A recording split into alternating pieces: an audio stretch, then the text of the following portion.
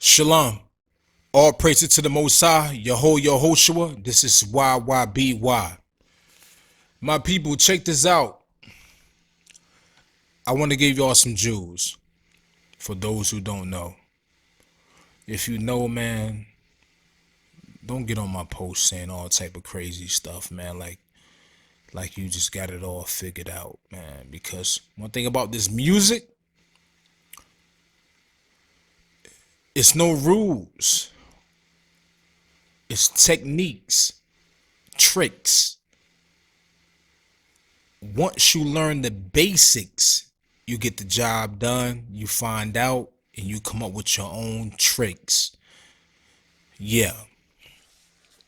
All right, so what I'm showing y'all right now is what I use on my mastering. And everything what I'm about to show y'all, it doesn't mean that I use it or use every plugin on my mastering. I just have a preset that prepare me to use certain important things on my mastering. And as you can see right here in Studio One 4.6, I think I got everything in order. Do I? All right. If I don't, I'll do it later.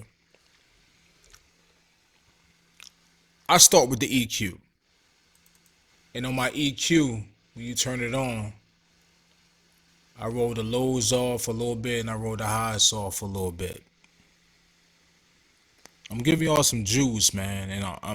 And guess what? This right here, 90% of the time, people that know about music and been doing it for a long time, they know that's something that makes sense that you should do. Because a lot of music have a lot of highs frequencies and lows frequencies, but I'm not really here to tell you how to tweak your stuff. I'm just here to show you really what I use, so you can get the idea yourself and be creative as a super engineer. People, stop copying everybody. This just to give you a step.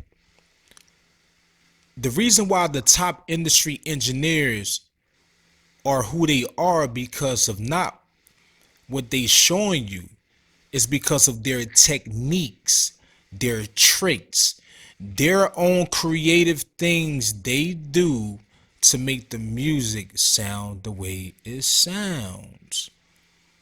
So once I show you the basics, now you're on your own, my son. But anyway,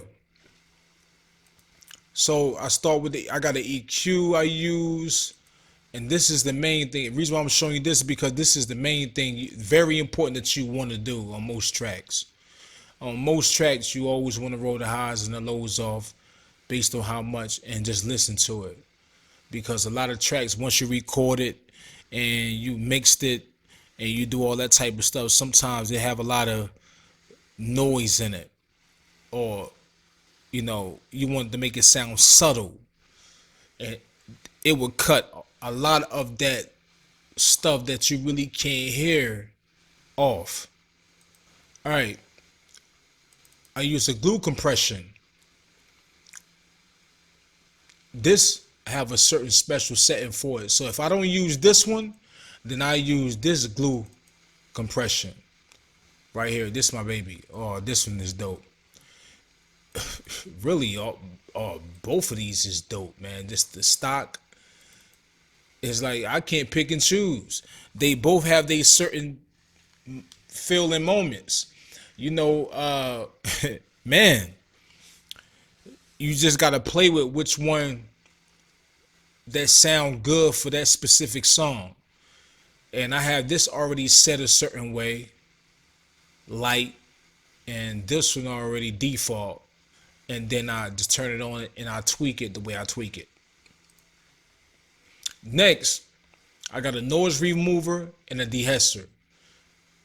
Noise remover, I don't know why I'm looking all weird and crazy like that. I don't know why. I pay money and download these things, man. They work good. from the company, but they looking like they handicapped, man. It don't supposed to look like this. It's weird. I think I gotta re-download them again, I guess. But anyway, but the noise remover is made to remove all the hissing and and any little noise. It basically clean it up. Okay, so you got the noise remover you can use for that, and you got the deesser you can use for that. This is this, you got a deesser. So this is another one of the things I use to clean that up. So you could try different ones to get that feeling and that sound, and which one ever sound good based the way you tweak it. That's the joint you run with. Just that simple. And then next, I got the virtual tape machine. The virtual tape machine is a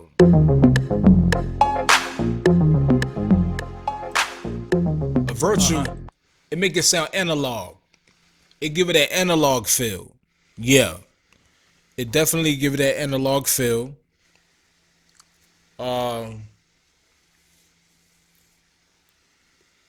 What the name say, virtual tape machines. So if you've been doing music, you should already know what this talking about, because when I was a young boy in the studio and paying artists $80 an hour, years ago to record, and not artists but paying engineers, they was using analog, and they had analog tape. It wasn't digital like the way we use it right now. It was analog, and this specially made for that type of vibe. Yes, if you don't know, it give you that type of vibe. It give you that type of feel, energy. So if that track need it, try it. That's the only way you will find out.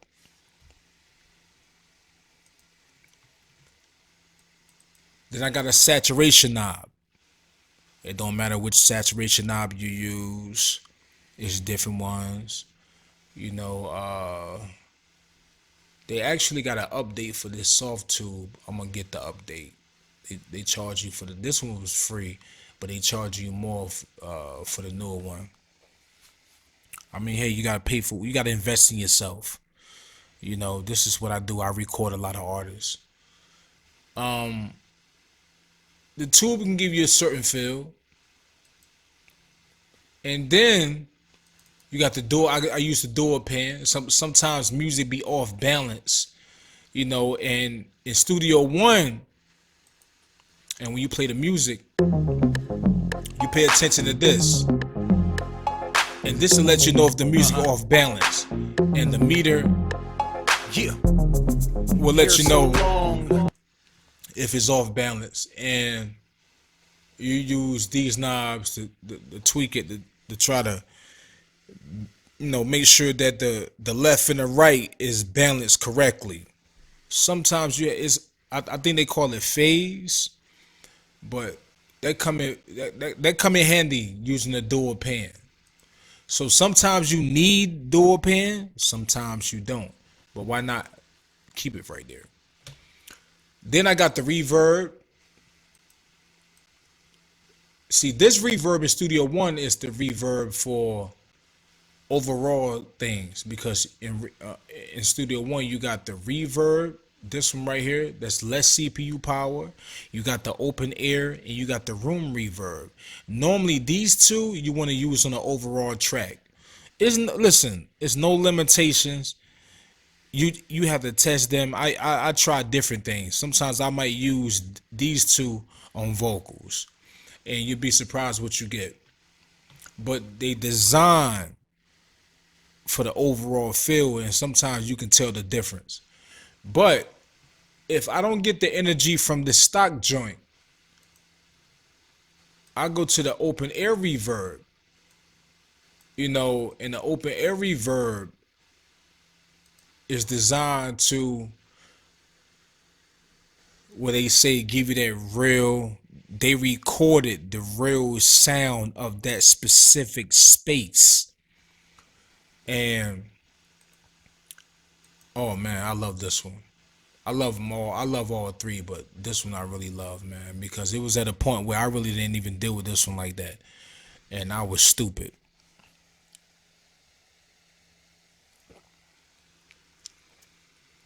Yeah. So you got that choice. These two, the reverb's the choice. Then you got the Bonero pan if you want to make the track sound more mono or more wide. Play with it. Oh man, you'd be surprised what you can get from that. Cause I know I really play with this through the mix. I have this already on. If an artist come to me and I gotta record a beat and the beat is a instrumental, I have this already on the beat. And based on the vibe of the beat or how it was mixed from the producer, it's all about if I'm gonna pan it wider or less. And because you want to fit the vocals over that instrumental, it's all about trying to fit those vocals with that instrumental, because the it's two ways you can mix a beat down, or when you mixing the song down, you can receive the original files, the stems of that beat, and have more control, mix that beat and mix the record the vocals, mix the vocals with that beat. Now you have more control over the song. But that's not always the case. Some producers already mixed they mastered a beat and it sound good. So now the trick is, how can I fit my vocals with this already mastered beat? And it's certain tricks you have to do with that. So then I got the multi-band at the bottom. Sometimes it's order, sometimes it's not. Order is, sometimes it might be up here, sometimes it might be down here. But the multi-band, for those who already do music, they should know what a multi-band is. For those who don't, a multi-band is basically a compressor and an EQ at the same damn time. So that means that if I turn it on, compressor EQ, compressor EQ, compressor EQ, compressor EQ, compressor EQ, compressor EQ. So each one of these bands are compressor and EQ at the same time. So when you're dealing with a regular EQ and compressor, it only focuses on EQing and compressing the overall of that sound. This compress and EQ the specific parts of that sound. You basically have more control. So really, if I had a choice of having an EQ and a compressor or multi-band, I'm going with the multi-band. Because one thing about the multi-band, I can compress everything evenly or EQ everything the same. So it's pros and cons to both. But man, it's powerful. And so use the multi-band. Then last but not least, the most powerful thing that control the music digitally from peaking is the limiter. And once I get everything to sound good, I love the way it sound, and then here I come, I'm about to do my boosting to where it's loud enough for the clubs, radio, professional, all environments. Because you can have the best mix, but the mastering what makes it compete with the other music in the clubs and the bars and the radio stations and so on and so forth. So how I always compare mixing and mastering, mixing is like washing your car. You clean it up real good, shine it inside and out. Mastering is like when you put the wax on it. Yeah. Just think about that for a second. That's what mastering is, when you put that wax on it. It's already clean, but when you put that wax on it, man. So yeah, so this is these are the tools that I use. And this is the beat I'm actually working on, called Modest Woman. Yeah. Hair so long, down to her back. Skin so soft, I never seen it crack. Yah-fearing woman. She wear a long dress, cover hair when she pray. I love that the best. Yah-fearing woman. Follow all laws, teach when it's time. I never seen flaws. Modest woman, fear of the Most High. Skin so brown, I love her till I die. Modest woman, fear of the Most High. Skin so brown, I love her till I die.